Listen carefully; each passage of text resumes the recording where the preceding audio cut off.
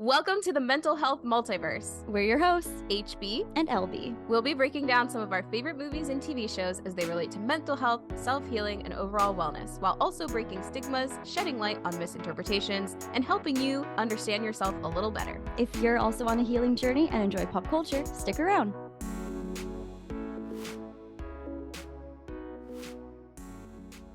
Continuing our conversation on empowering Disney heroines, this week we are talking Cinderella! Cinderelly.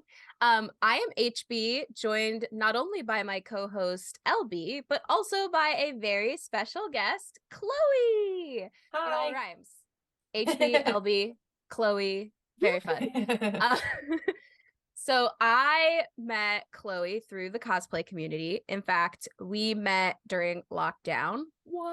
On Instagram. We were doing the makeup collaboration together, which was just a group of cosplayers on Instagram who did a makeup challenge, and like we would get a different theme every week and do makeup based on that theme, and it was really fun. So that's how I met Chloe, and we've only met a couple times in person, so it's nice to have you on the pod and to be looking at your face. Chloe comes from Albany, New York, and has been a lifelong Disney princess fanatic. She's been cosplaying for 7 years and working as a professional princess and character performer for 4 years. And the reason that I was interested in having Chloe on MHM is because in October of 2022, which is less than 6 months ago, she opened up her own business called Fantasy First Character Entertainment, which provides character performances for events of all sizes and audiences of all ages. Fantasy First has a variety of characters, but their most popular and most booked are the princesses. Chloe, we are so excited to have you on. I'm so happy that you're here. Yay! Thank you so much. I'm so excited to be here. Seriously, such an honor. Thank you so much. Yeah, oh my gosh, how fun. I had no idea about the business. Fantastic, fellow entrepreneur. That is so exciting. I know you do a variety of characters, popular as princess, but what other characters do you do? So we have superheroes. We have our own original pirate crew, which is really cool. We just did an adults only pirate event, which was a lot of fun, at a local board game cafe, Bard and Baker. They're the best. And they came up with all these cool pirate themed cocktails. We played kind of these drinking games with adults and stuff. We did an event with the Dungeon Master, where we played a one-shot campaign, but we have fairy characters and just a lot of other generic characters as well. That is so cool. Wow. Thank you. What is your favorite to dress up as? Cinderella. Cinderella. Cindy is my favorite for sure. Oh my gosh, I'm very excited to talk to you about it then. For those who have listened to our episodes thus far, you can probably guess that I am also very excited to finally talk about Cinderella because I bring her up like every episode.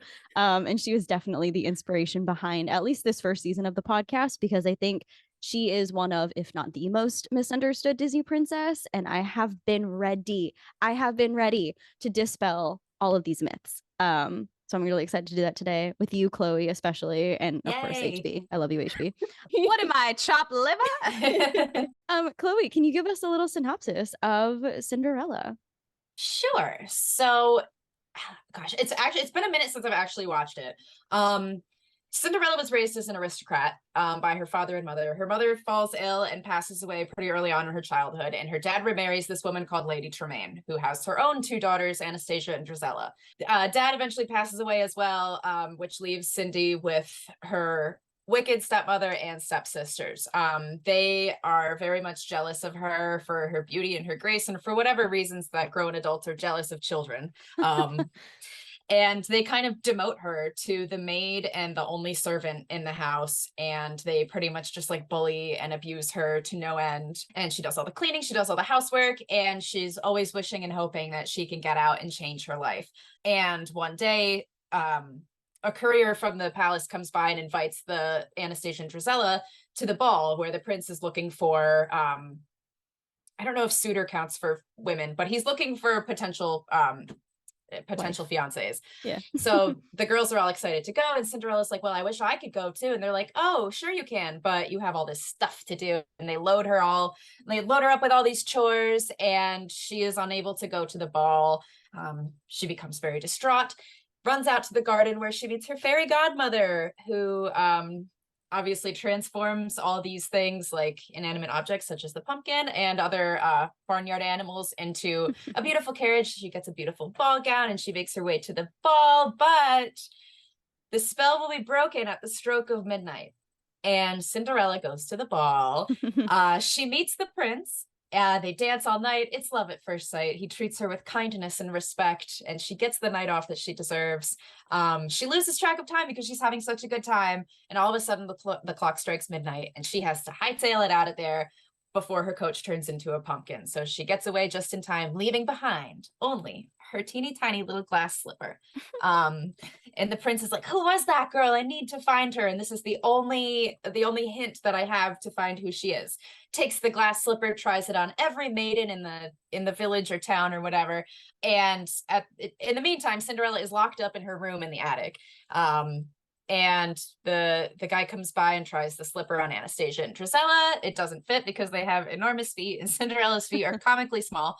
And then it shatters. I think something happens. I don't know. It gets passed off to somebody else, and the glass slipper shatters. And they're like, oh my gosh, how are we going to find this beautiful woman now?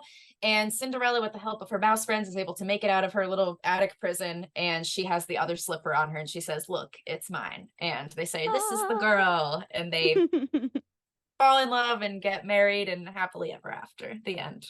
The end. Beautiful. What Thank a you. good synopsis. Yeah, thank you for that synopsis. I would also just plug in and add, like, before she runs out to the garden, she had made her dress. Like, she finished all her chores, made her dress, and then the sisters destroyed it with the And the encouragement. mice helped her. Yes, and the mice Yep. helped her. They destroyed the dress with the encouragement of Lady Tremaine because she is a B word. I don't know why I'm censoring that, because we can definitely curse on this podcast. She's such a B word. But She is. also, to add, it was not the prince who was looking for a wife, it was his dad. Oh, his father, yes. Yeah, that's a really good point. And but that was the point that the ball was thrown for, so that his dad could see. Yeah. Correct. Yeah. And then so many subplots with animals that I did not remember until I rewatched this with LB and was like, oh, there's a dog named Bruno, which I completely forgot about. Yeah. Great. Wrong movie? What? Wrong movie.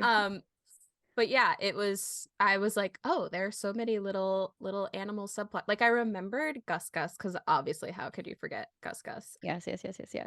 Well, the movie came out in 1950, and I'm going to assume none of us saw it in theaters. Well, and I don't know the first time I saw the movie. I don't think I watched it a lot as a kid, but I remember I definitely like resonated with her, because I kind of felt like the Cinderella of my family, of like very much being ordered around to do things for everyone else. And I never really had the opportunity or time to like do my own thing or do nothing.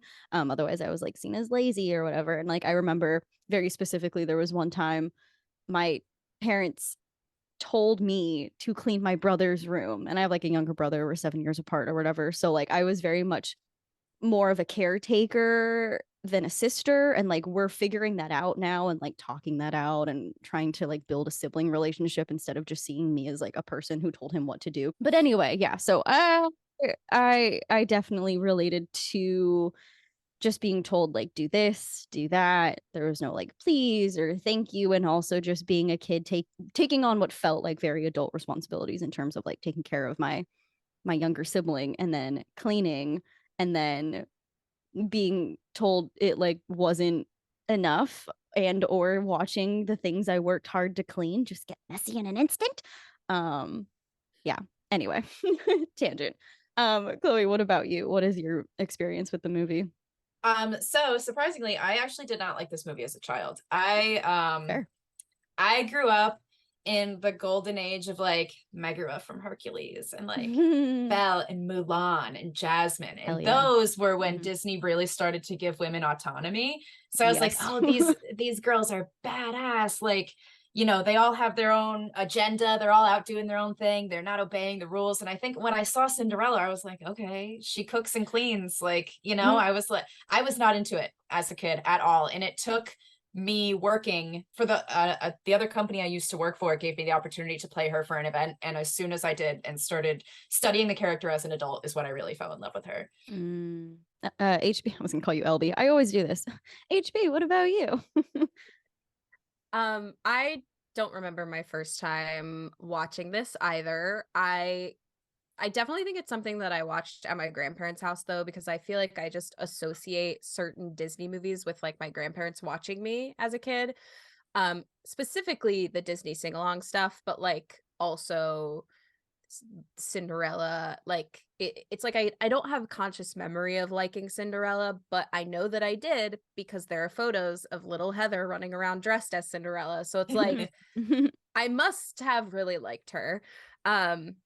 There's photographic evidence, but I think I definitely resonate, at least now, because I have no conscious memory of why I would have when I was younger. I resonate with the sort of dreamer aspect of her life, like how she sort of lives in this like just like dreaming for something better for herself, and like and kind of living in her head or in like a fantasy world in a way, just like, or making the most of what she's got. Definitely is like, I feel like that's something that I do personally as well, is like, well, these are the cards I was dealt, so let me make some mice friends and figure it out, you know, like I especially in New York. No, just kidding. But I will say that I have a much deeper recollection and a much deeper connection with the live action Cinderella that had Brandy and Whitney Houston in it and all of that. I can't wait to discuss that when we do our Patreon only discussion, where we'll break down adaptations, because that movie was a game changer for me. But since we're discussing the original, it's like I don't quite remember that, like why I love Cinderella so much. But upon the rewatch, I'm really excited to discuss it here today, because I do have lots of thoughts. We got thoughts. Yeah. lots of thoughts. I think the first thought I would like to hear about is what you guys like about the character. Her number one thing is strength and kindness, and that is so beautiful. She is a dreamer, and her whole, sometimes when I'm Cinderella and kids want to talk about, everybody loves Elsa, kids want to talk about Elsa's superpowers, I say my superpower is kindness, because that is really what drives her throughout the entire movie. She faces all sorts of abuse and adversity, and she never ever stops dreaming. She never lets it change her behavior or the way that she treats people, and I think that is so cool, especially for young children to see that kindness, which is typically seen in women as weakness, is absolutely not that. You know, sweetness and femininity and kindness are all things that can very well be strengths, and I think she embodies that really well. Oh, that was so well said, because I think there's a lot of misconceptions about Cinderella just being this like damsel in distress that needed saving or whatever. But no, she didn't want to go to a ball because she wanted to meet a prince. She wanted to go to a ball just because she wanted to get out and have a good time and enjoy herself and look pretty. And the prince just, and she didn't even know he was the prince. She just happened to meet some guy, and they danced and had a really good time, and he fell in love with her because she was so kind and so sweet. And I'm sure he's a great guy too. Seems kind of boring, but it's fine. He has 3 lines in the whole movie. He does. I watched, right after we finished watching the first movie, I watched the sequel. I don't know if you remember like the Disney straight to DVD sequels or whatever, but he has 2 lines. Yeah. Good. Maybe more than that. I don't know. That's all he needs. That's all. Yeah, that's truly all. It's not about him.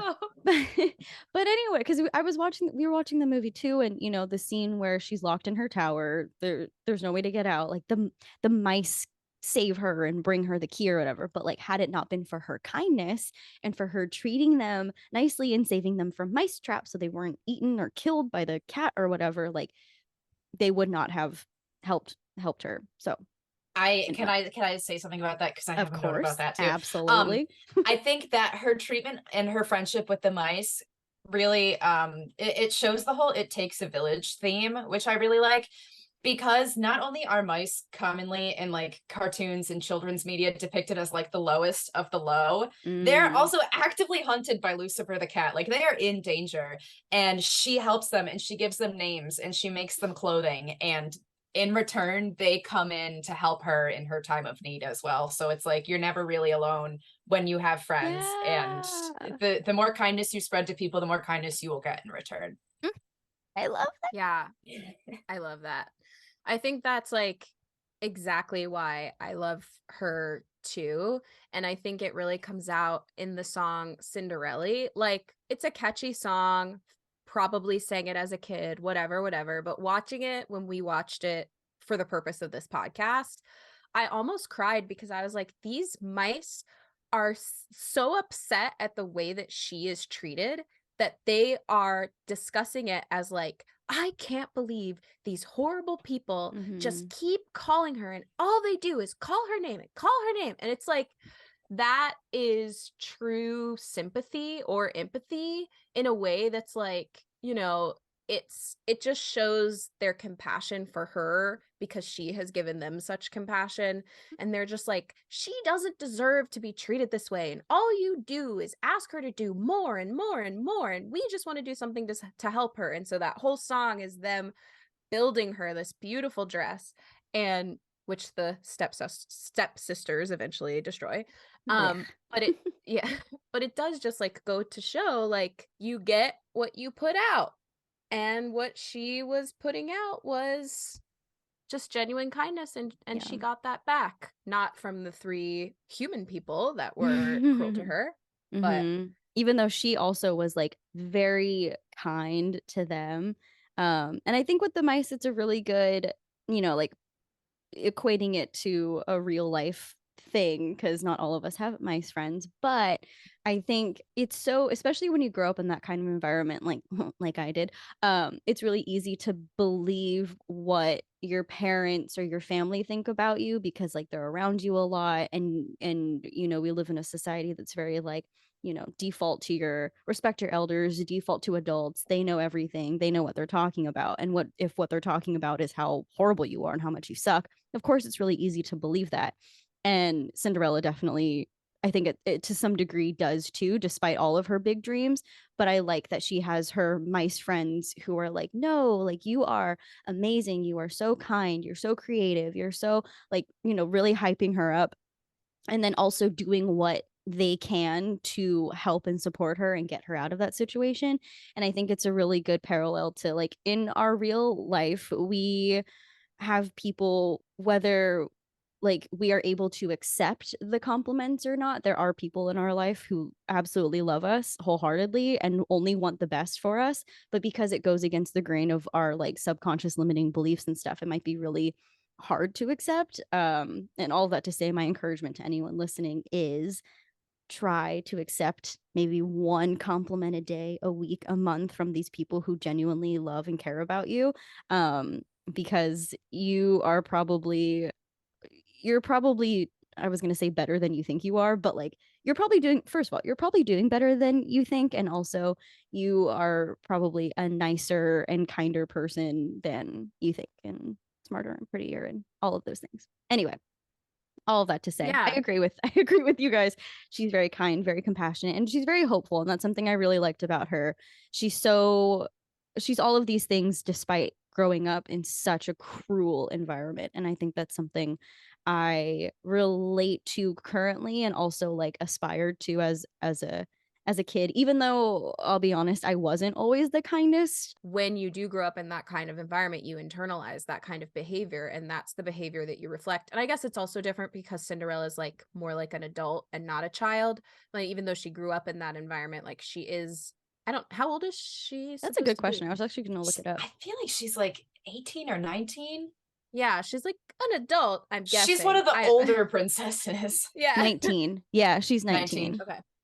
Yeah, so she's more of an adult, right? And so she has probably gone through that already, of like the acting out, I guess, so to speak. And like, you know, not to say that I know what happened in Cinderella's life. Let's do a prequel to Cinderella and show her as a teenager really ripping her stepsister's hair out or something, you know, like fighting how stepsisters would fight. Make it the Step Brothers movie, only with Cinderella. Anyway, sorry, I'm kidding.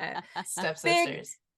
Big digression. what I'm trying to say is that we internalize that kind of stuff, and then what kids do is when they have that stuff internalized or reflected at them, it's acted out. Like what they are getting is acted out. But I feel like she's far enough in her healing process, so to speak, that like she has just realized that like the way to make it easiest is to be more kind. Like the way that she can get through this is to kill them with kindness. Really? Yes. Can I say something really quick before I forget? Yeah. Just pretty much going off of what you just said, she's really like breaking cycles of abuse, which is incredible to see in media that came from back in the 50s. That is something that, you know, I still struggle with, like almost all people are struggling with today who are working on their mental health. You know, recognizing cycles of abuse and being able to break generational patterns like that is really difficult. So the fact that she has continually received all this abuse every single day from 3 different directions and still does not pass it on to anyone else is incredible. She just treats everyone with kindness and respect. She's a little sassy, which is something that I really like about her too. Honestly, especially for the classic girls, she does have a little bit of sass to her, but she's never disrespectful or mean or abusive in turn to anyone else, which is incredible. Truly, she is very sassy with Lucifer. And on that note, I will say I did not like the anti-cat propaganda, but it's fine. The cat's name literally being Lucifer is literally. But not to gloss over your point, Chloe, that is a really good point. And I think another reason why I resonated with her, why I do like her so much, and why I don't love the misconceptions people have about her being this like damsel in distress and, oh, this isn't a very feminist movie because blah blah blah blah blah. And like, yeah, there are some things about like, you know, physical appearances and body image and all of that that aren't fantastic. And I'm glad we have, like you said at the beginning, we've kind of moved beyond damsel in distress and now have more like empowered princesses to look up to. But I do think despite all of that, she is a cycle breaker for sure. And you know, I was thinking too, like who displayed kindness and compassion toward her for her to kind of like shift gears and not repeat the cycle, but really she had no one. And I think that's something a lot of people can relate to too, is just realizing that the way that they are treated and the way people around them treat others is not great. It just like feels, it gives the ick, right? It's like very, it doesn't feel good. And so they just choose kindness and compassion instead. And I think there was a little bit of like, you know, when they were telling her like, do these chores and do this and don't forget the sewing and the mending and the ironing and all of that stuff. And she was just very like, yes, mother, or yes, Anastasia, or yes, Drizella. It seemed kind of submissive. And I think I also wanted to highlight that just because sometimes we say yes and do these things out of survival mode. It is 18th century France. Where is she going to go? She has no money. She has no way to make money. The only way that women can get ahead in this time period where it is set is to marry a man with money. They don't let her out of the house. There's no way for her to get a job. She has nowhere to go. Like, this is unfortunately like her prison, and she has no choice but to resort to survival mode and to be submissive. That's such an icky way to describe that. I hate that. Yeah. But to just be obedient, I would say. That's literally her only option to survive. Yes, exactly. Because, you know, when I got older and I started talking about my treatment in childhood, people like didn't really get it. They were like, well, why didn't you just talk back? Why didn't you just like not do the thing? Why didn't you just like run away and leave? And I'm like, because I literally could not. I was a child. Like I fantasize, and I relate to Cinderella's, you know, like dreaming about a better life, a different life. I used to fantasize about like running away and you know, maybe because I had also watched Princess Diaries, like maybe I'm a long lost princess somewhere and like I have a different family somewhere else, you know, just like when you're a kid, you can't, in very much the same way that she couldn't just up and leave and create a life for herself in that time period, in that situation and environment. I couldn't just leave. I was a child. And also the fear of like the fear of the possible punishment that would happen if I had run away and been found was greater than the current hurt and pain where I was, you know. And I think the fear of the unknown is what keeps people stuck in these situations and environments. And all of that to say, like, it's not their fault. It is never their fault.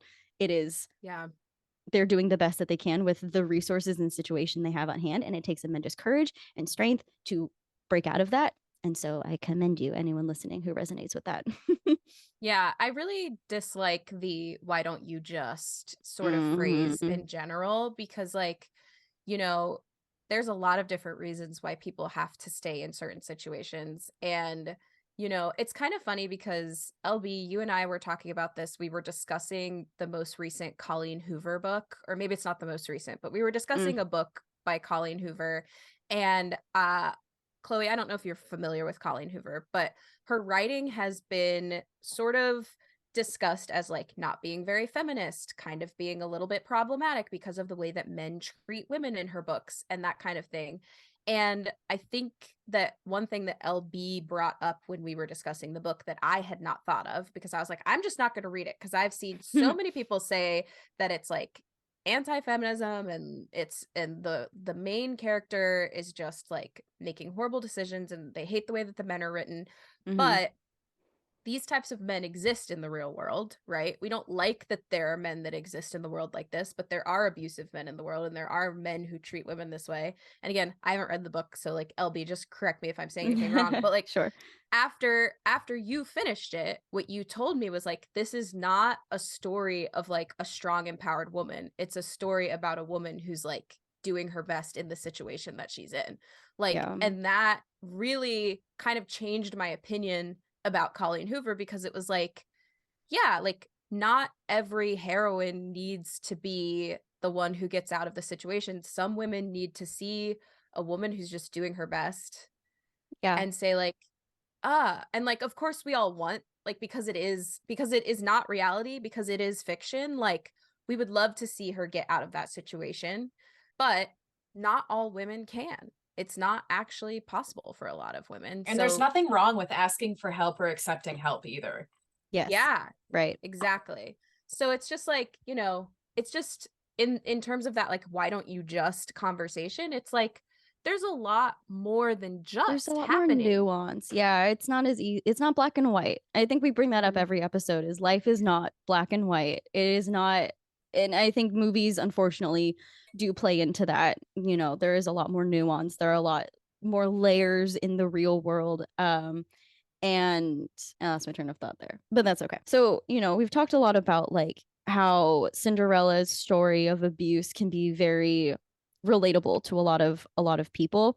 And this person on Tumblr said, as a victim of abuse by my own parents, both versions of Cinderella mean so much to me. The story of an abuse victim still being able to grow into a kind and loving woman just resonates so well with me. And I honestly think both films did a good job portraying that. It wasn't just a matter of why doesn't she leave, and more of, is there a way out at all? And I do think that is very helpful. Something else I wanted to talk about in terms of like Cinderella's mindset and the way that she is so able to convince herself of things, given the way that she was raised, was like right after, I can't remember when exactly this happened. I think it was right before she comes out in her dress and has finished all her chores, because she thinks that she's not going to get them all done. She's trying to convince herself that the ball actually won't be that fun. Like, she has a line, I can't remember exactly what it is, but she's sort of like, maybe it won't be that fun. It probably won't. Like, she just like it's who almost wants to go to a ball? Who wants to stand around in these ugly dresses and blah, blah, blah, blah. Yeah, very much trying to convince herself that she's not hurt and that she's not experiencing like FOMO or anything. Yeah. And I was just like, wow, brains are a powerful thing. And like, I do that all the time. So I'm really curious. I feel like we've touched on a couple, but I feel like both of you have mentioned that there are a few myths about, like, myths or misconceptions about Cinderella. Is there one that we haven't really talked about yet that you'd like to discuss? I think mainly just that people have this misconception that the prince like saved her. And yes, like, right. Yeah, meeting him obviously did give her the opportunity to change her life, but he really didn't, like you mentioned earlier, she didn't even know it was him. She wanted a night off. She went and she had fun. If anything, her biggest helpers were the mice, who again were the the people, the characters who had no one else to help them, and she helped them out of the pure kindness of her heart. They helped her, and that was really where most of her support system came from, and of course the fairy godmother and the magic.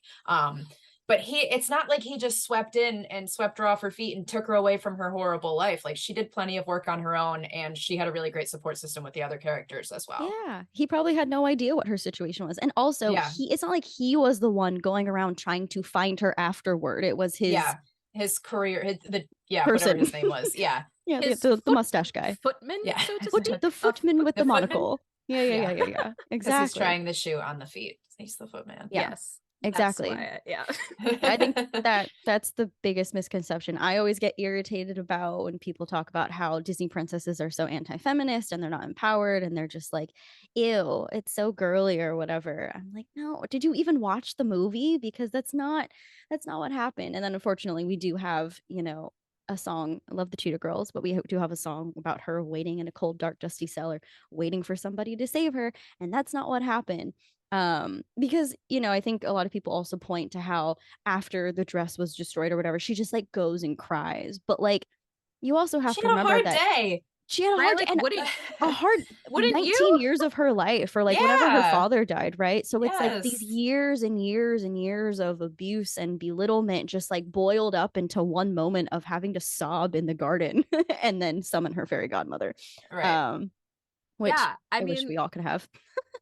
Gosh, as dramatic as that was, it was warranted. It was a warranted dramatic moment.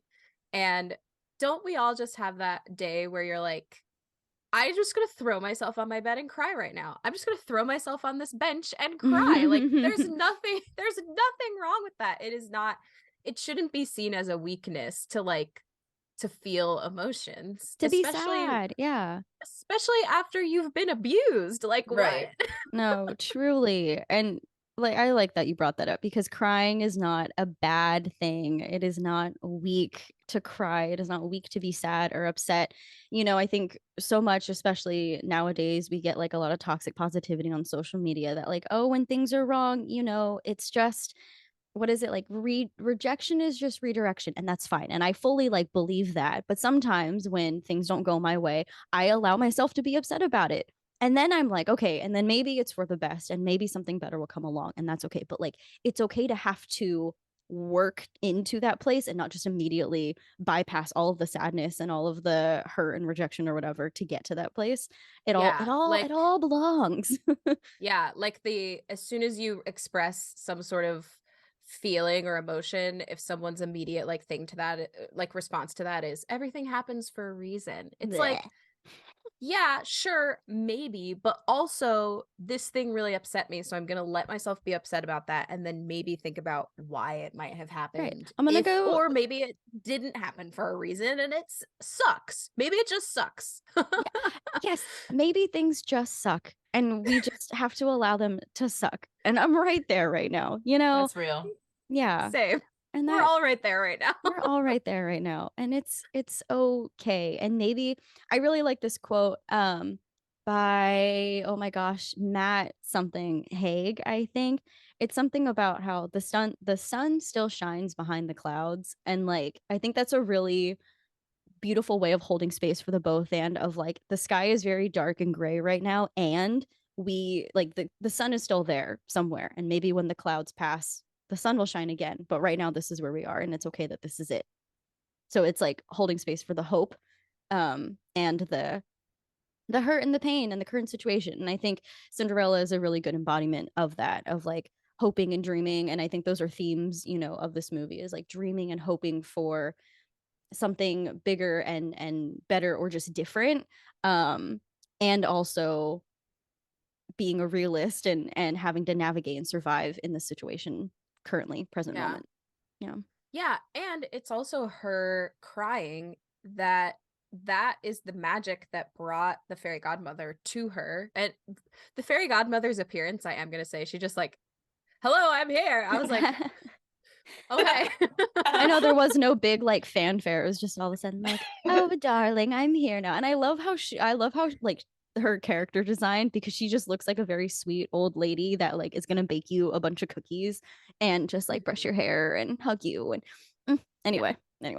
Oh, real quick, going back to like myths and misconceptions, I think a big question people have and a big critique of the movie is like, well, why didn't the shoes disappear?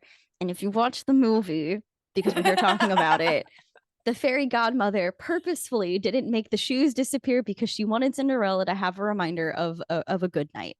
So, Also, it's magic. and it's yeah, exactly. We don't have to explain it. Yeah. It's magic. It's plot armor. Yeah. Anyway.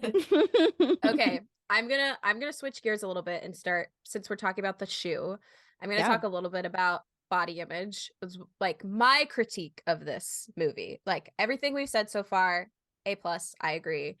My critique of this movie is about the beauty standard that is upheld in the movie. And I get from the time that it's from and all of that, like it kind of makes sense, but I just don't love the idea that, like, well, first of all, jealousy and comparison is such a theme in this movie as well, of like they literally turn their stepsister, or the Lady Tremaine turns her stepdaughter into a servant because she's beautiful. Like that's just Right.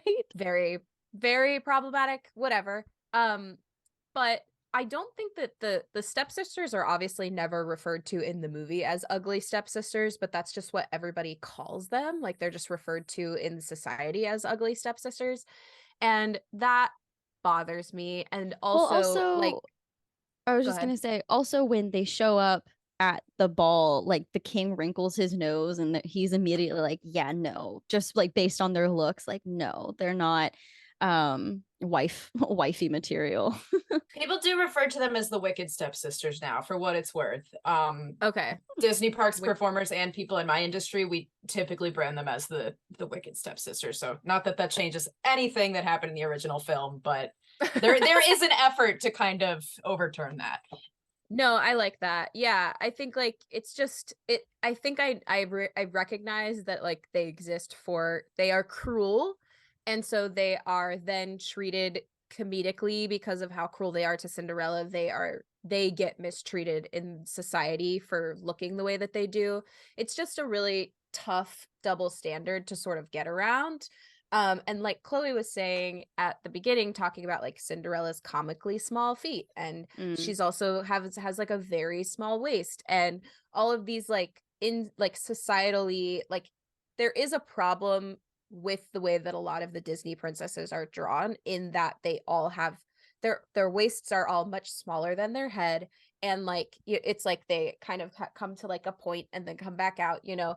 And I think there's just like this body image standard that is upheld throughout the film, where it's like she's got more dainty feet than any other woman in the entire kingdom, and the shoe fitting this woman is the entire premise of the prince finding his wife, and like that kind of stuff just really that part of the movie kind of irks me, because it just makes me wish that there was a different way of representing that. Like I don't love that because Cinderella looks beautiful. Like I just don't love that like beauty is what is flipped on its head. And I don't think that's why the prince falls in love with her, so I won't say that that's the problem, because I think the prince loves her for her kind heart. I don't really know, because For they her don't inner beauty.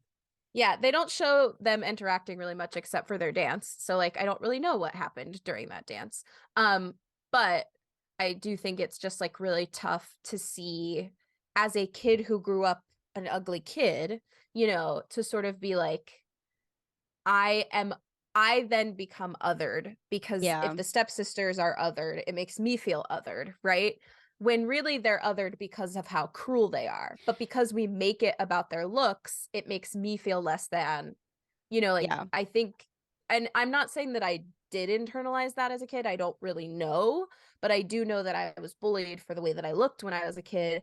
And when I became an adult and an actor, I was auditioning for things, I actually sang the stepsister song from the live action movie, which is also in the musical version. the stepsister's lament, that's the song I would sing at auditions because I'm the ugly stepsister. You know what I mean?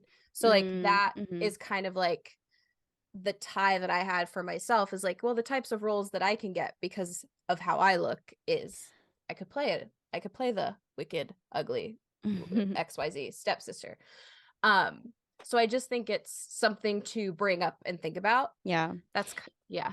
And also, like, at the time, you know, this movie came out in 1950, they didn't have the perspective, I think, to display cruelty in a different way. It was very much like heavy-handed, on the nose, like, if they're ugly on the inside, we have to make them ugly on the outside, or you know, in quotes, ugly.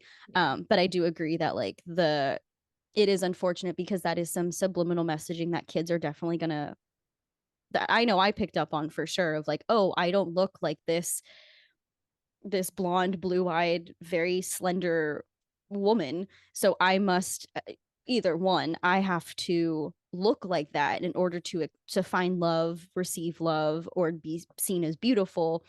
And if I am not, and two, if I am not currently there, then right now I am like ugly or whatever. And you know, having that messaging in your head as a kid, and then it's tricky. It's definitely tricky, but I do like more modern retellings of the story. You know, like Ella Enchanted isn't necessarily a Cinderella retelling, but I do think the whole like stepmother stepsister thing is, they're not ugly stepsisters, they're just cruel and wicked. I was gonna say a Cinderella story with Hilary Duff, but they are kind of seen as like goofy. Before I forget to, what we were saying before about how it's okay to accept help from people too, I think that's a lot of the reason why people don't leave abusive I'm thinking more relationships and in the situation Totally. when there is an option to leave, but you really cannot do that on your own without I mean, okay, no, I shouldn't say that. It's anything is possible, but without a support system, it's very difficult. And I think a lot of people struggle to accept the fact that when their loved ones are trying to help them in situations like that, they don't want to do it. But Cinderella is a good example that if you have that strong support system, it's just easier to navigate. So I did not say that very well at all, but I hope you understand what I'm trying to say. Yeah. I get it. She gets so much help. She gets so much help from her little animal friends. Like, it is very sweet. And she accepts it gracefully too. Yes. Yeah. You know, it is very sweet seeing her being able to accept it, because I think, you know, in the real world, in a more realistic perspective of it, would be sometimes it's hard to accept that help because the beliefs we have about ourselves, of like, we aren't good enough, we deserve this, or somehow, some way, or nothing better, like there isn't anything better out there for me because I don't deserve it. But it is really sweet seeing someone who is being thrown like insult after insult, still truly believing in herself and in her capability and her power and her beauty, and having friends to kind of like echo that, I think is really sweet. And a good reminder that you have that within you, have the power within you too.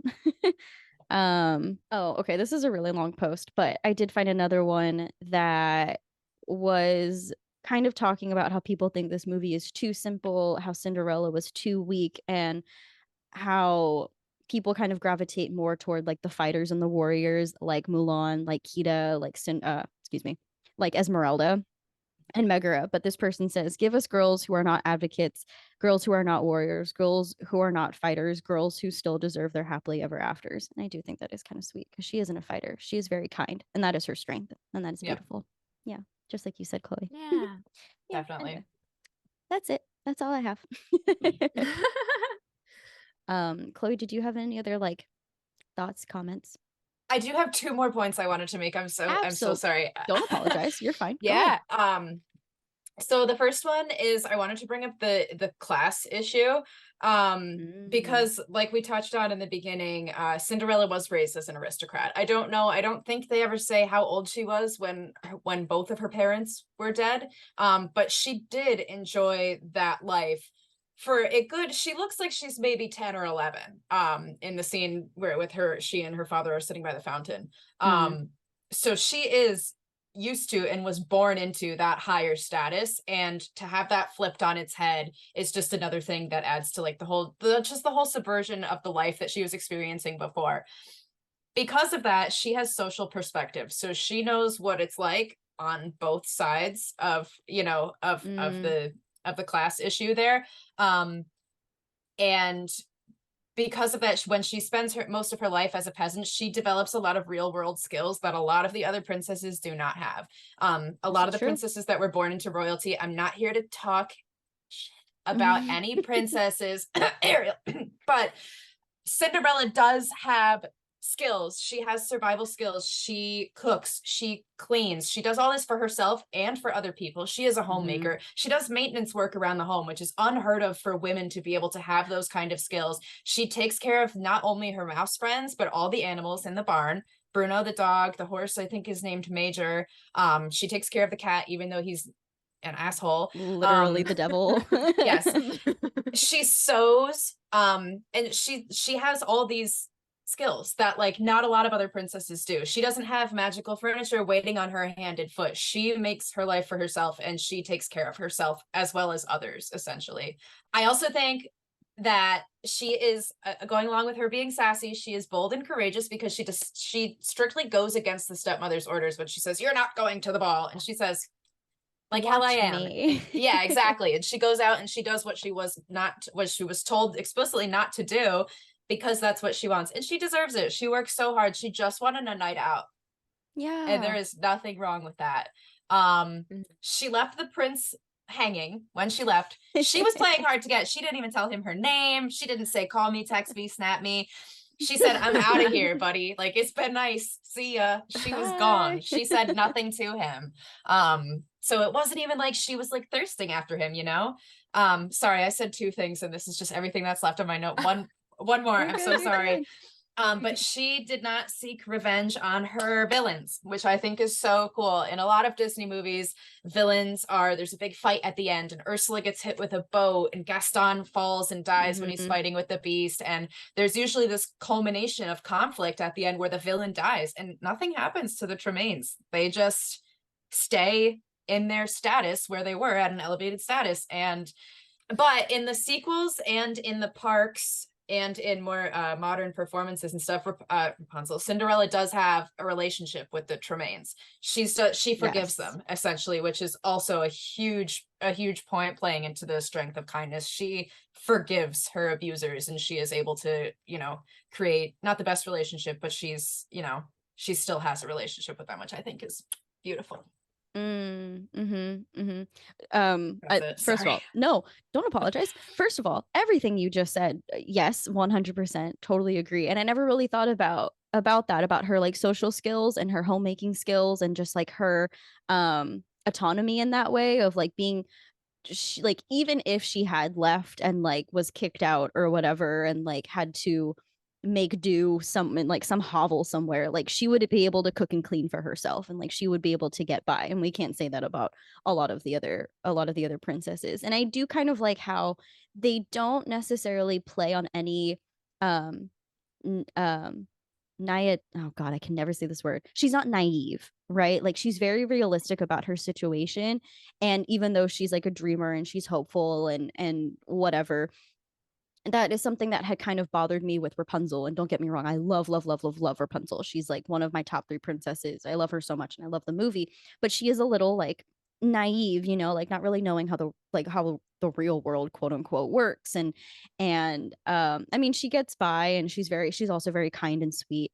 But I never really thought about how, like, yeah, Cinderella is more than just like a really pretty princess and a very beautiful woman. She is like smart and capable, and can take care of herself and others. Yeah, it's a really good point. There was something else you said at the end that I had a thought about too, but I can't remember. I made a point about forgiveness. Yes. Yeah, forgiveness. I have mixed feelings about like forgiving an abuser, because I don't necessarily think it's always, how do I say this?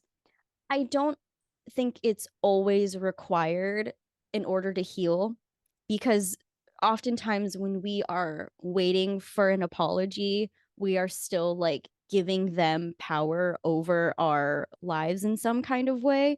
Um, so in that regard, I don't think forgiveness is always necessary, but I do think that like coming to a place of our own kind of closure, and finding a way to move forward without it, hurting so much or stinging so much or holding any kind of resentment can be very helpful and healthy. But everyone is different. Every relationship and situation is very different. And if you feel like forgiveness is the way to move forward, absolutely go for it. And it like Cinderella had to do, it might be a little hard and tricky and sticky to navigate, but it is possible, or it can be possible. And I did like that in the sequel, how because I don't know if you've seen it and I watched it without you, but so a lot of Disney sequels were just like 3-part stories in one movie. And one part is Cinderella actually helping Anastasia find love with the local baker, and it's really cute and sweet, and Anastasia's like, I'll never be as beautiful as you, like you're so amazing and I could never be like that. And Cinderella's like, you can too, like, look, let me take you to the palace, get you all dressed up, have your choice of my dresses, and I'll help you. And it was really sweet.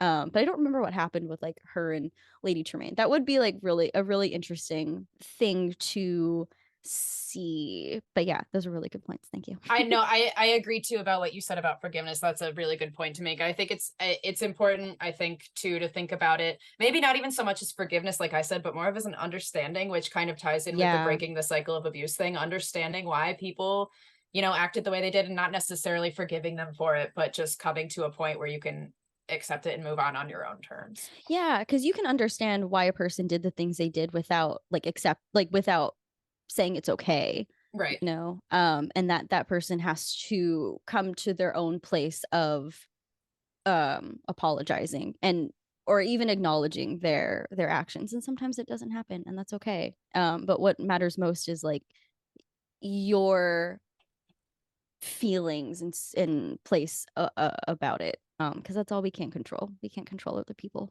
So right. Yeah. Chloe, did you have like a favorite quote from the movie? Oh my gosh, I don't think this movie is super quotable. It really isn't. No, it's not. And we have like little catchphrases that we use at every time I'm this character. Usually the clock is a killjoy. I like when she says, oh, that old killjoy. The Cinderelly song is my favorite. Yeah. Yeah, it's not super quotable. The music isn't the most memorable. It's not the most fun to dance to with 4-year-olds. I'll tell you that much. There's no under the sea upbeat danceable tracks on this. I will say I like most of her music because she is one of the princesses who's actually in my vocal range as an alto. I will say I appreciate that. But yes. But yeah, it's not super quotable. You're right. It's not. Yeah. They'll never order me to stop dreaming. That's what she says when she first wakes up in the beginning, and that's, I guess, what comes to mind. Oh, I do like that one. I forgot about that one. HB, do you have one? I mean, my favorite I'll say my favorite scene is when the animals are building her dress. I think that's the sweetest, most compassionate thing. And I do think that this quote happens in that scene, and it is nothing insightful. It's just a dumb quote. But like they reveal the dress to Cinderella and he goes, "Happy birthday." That's so funny. His heart was in the right place. Truly. Oh, you gotta love Gus. Oh, he's so sweet. Yeah. I think yes, I agree. The movie isn't very quotable, and it wasn't until we like watched it that I was like, oh yeah, she says this thing. But I think the fairy godmother says it. Even miracles take a little time. I really like that one. Yeah. Aw, I don't remember that. We just watched it. It's That's okay. cute. Yeah. It just feels very hopeful that like, this thing that you want, this dream that you have can happen. It might just take a little time and it might take a little work, but it can happen as long as you keep dreaming and you keep working for it. Yeah. Aw. I feel like that's a really positive note to end on. Totally. Chloe, can you tell the listeners where they can find out more about your business and also you personally as your cosplays and stuff? I sure can. Thank you for the shout out. My cosplay Instagram is local_honey with a 0 for the O. And my business is called Fantasy First Character Entertainment. You can find us on Instagram and TikTok at Fantasy First CE and on Facebook under Fantasy First Character Entertainment. We service the New York's capital region and surrounding areas. Like we mentioned before, fun for all ages. We do adult events, children events, and all sorts of stuff. So yeah, thanks for the plug. Yay! Yeah, of course. And I don't know if we did this at the beginning, but Chloe's wearing a Cinderella sweatshirt, and I feel like I just have to mention that because very relevant to the conversation today. So cute. So cute. Thank you so much for coming on. And we will and thank thank you listeners so much for listening. We'll see you next time, or you'll hear us next time. Talk soon, listeners. Hey, thank you so much. Thank you, Chloe. Thank you for your insight and all of your great points. Thank you all for listening. And yeah, we'll talk to you soon. Bye. Thank you so much for listening to this episode of the Mental Health Multiverse podcast and for spending time with us, HB and LB. Special shout out to our musical composer, Little HB. If you enjoyed this episode and you'd like to help support the podcast, feel free to share it with others, post about it on social media, leave a rating and review, or become an exclusive Patreon member to see bonus and additional content. To stay up to date on all things MHM, you can follow us on Instagram at Heather Bodie and at littlebent_notbroken, or subscribe to our YouTube channel to see our faces and watch some fun bloopers. You can find all of these links in the show notes. Thanks again, and we'll see you next time.